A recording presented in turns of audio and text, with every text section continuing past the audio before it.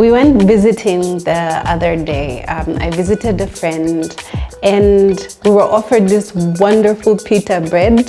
So apparently her son made it and I asked him to write down the recipe for me. That's how good it was. I ate most of it. I'm not ashamed to admit that. And I thought I'd share it with you. It's simple, it's quick, and let's make it. So for this we'll need 2 cups of flour.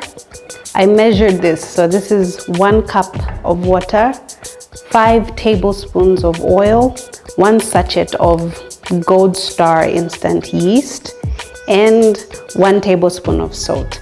Now this wasn't required, but me being me, I put 1 tablespoon of Italian herbs, and that's basically it.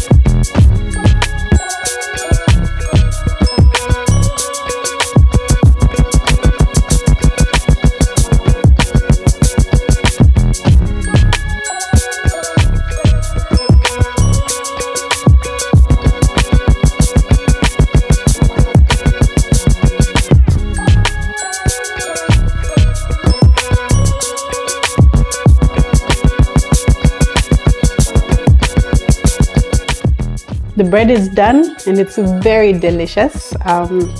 It's a yes for me.